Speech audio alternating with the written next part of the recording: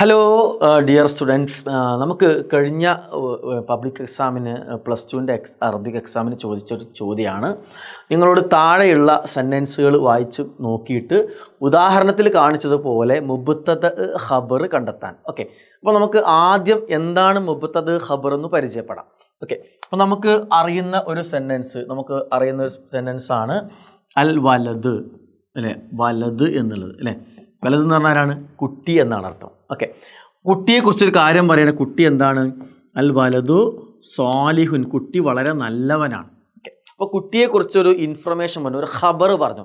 ഖബർ എന്ന് പറഞ്ഞാൽ ശരിക്ക് വാർത്ത എന്നാണ്. അപ്പോൾ നമ്മൾ അറബി ചാനലിൽ കാണും അൽ അഖ്ബാർ, ന്യൂസിന് അഖ്ബാർ എന്നാണ് പറയുക. ഓക്കെ, അപ്പോൾ ഖബർ എന്ന് പറഞ്ഞാൽ വാർത്ത, ഒരു കാര്യത്തെക്കുറിച്ച് എന്തെങ്കിലും ഒരു വാർത്ത, ഇൻഫർമേഷൻ പറയും. അപ്പോൾ അങ്ങനെ ഒരു സെൻറ്റൻസിൽ ഒരു കാര്യത്തെക്കുറിച്ച് ഇൻഫർമേഷൻ പറയുന്നുണ്ടെങ്കിൽ ഏത് സെൻറ്റൻസാണ് ഇൻഫർമേഷൻ പറയുന്നത്? ഇവിടെ അൽ വലദു സ്വാലിഹുൻ, അല്ലെ? കുട്ടി നല്ലവനാണ്. അപ്പോൾ നല്ലവനാണ് എന്നുള്ളതാണ് ഇൻഫർമേഷൻ, വാർത്ത. അപ്പോൾ ആ സെൻറ്റൻസിൽ നമ്മൾ എന്ത് പറയും? ആ സെൻറ്റൻസിൽ നമ്മൾ അൽ ഖബർ എന്ന് അറബിയിൽ പറയും, ഖബർ എന്ന് പറയും കേട്ടോ. ഓക്കെ, ഖബർ എന്ന് പറയും. ഇനിയോ എന്തിനെ കുറിച്ചിട്ടാണോ, ആരെക്കുറിച്ചിട്ടാണോ ഇൻഫർമേഷൻ പറയുന്നത്, ആ സെൻറ്റൻസിന് നമ്മൾ എന്ത് പറയും? അൽ മുബ്തദ എന്ന് അറബിയിൽ പറയും കേട്ടോ. മുബ്തദ എന്ന് പറയും. ഓക്കെ, മുബ്തദ എന്ന് പറയും. ഓക്കെ, അപ്പോൾ മുബ്തദ ഖബർ എന്ന് പറഞ്ഞാൽ എന്താണ്? ഒരു കാര്യത്തെക്കുറിച്ച് എന്തെങ്കിലും ഇൻഫർമേഷൻ പറയും. ആ സെൻറ്റൻസിൽ എന്ത് ഇൻഫർമേഷനാണോ പറയുന്നത് അതിന് ഖബർ എന്ന് പറയും. ആ സെൻറ്റൻസ്, ആ വേർഡിന് ഖബർ എന്ന് പറയും.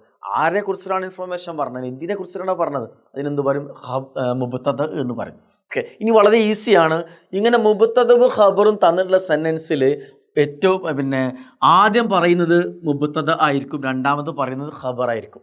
ഓക്കെ, എപ്പോഴും എന്തായിരിക്കും? ആദ്യം മുബ്തദ ആയിരിക്കും, രണ്ടാമത് ഖബർ ആയിരിക്കും. അപ്പോൾ നമുക്ക് ആ സെൻറ്റൻസിനെ നേരെ എന്ത് ചെയ്താൽ മതി? ഈസി ആയിക്കൊണ്ട് അതിന് സെൻട്രലാണ് സ്പ്ലിറ്റ് ചെയ്ത് കൊടുക്കുക. ഓക്കെ, സ്പ്ലിറ്റ് ചെയ്ത് കൊടുത്താൽ എന്തായിരിക്കും? ഉണ്ടോ? ഒന്നാമത്തെ സെൻറ്റൻസ് മിക്കവാറും അലിഫ് ലാമ് കൊണ്ട് തുടങ്ങുന്നത്, അല്ലെങ്കിൽ ഒരു പേരോ ഒരു പേരായിരിക്കും, അല്ലെങ്കിൽ അലിഫ് ലാമ് കൊണ്ട് തുടങ്ങുന്ന വാക്കായിരിക്കും, അതായിരിക്കും മുബ്തദ. രണ്ടാമത്തെ വാക്ക് ഖബർ ആയിരിക്കും. ഒന്നാമത്തെ മുബ്തദ ആയിരിക്കും, രണ്ടാമത്തെ ഖബർ ആയിരിക്കും. സോ നമുക്ക് എന്ത് ചെയ്യാം? ഓരോ സെൻറ്റൻസിൽ നിന്നും ഒന്നാമത്തെ വാക്ക് മുബ്തദ ആയി എടുത്ത് എഴുതാം, രണ്ടാമത്തെ വാക്ക് ഖബറായിട്ട് എടുത്ത് എഴുതാം. ഇങ്ങനെ 3 എക്സാമ്പിൾ കൊടുത്തിരിക്കുന്നു.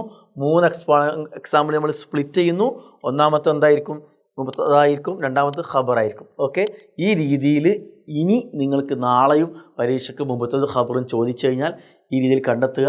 സ്പ്ലിറ്റ് ആക്കിയിട്ട് മുബ്തദ ഖബറും കണ്ടെത്തിയിട്ട് ഈസി ആയിട്ട് എഴുതുക. Okay, all the best. അസ്സലാമു അലൈക്കും.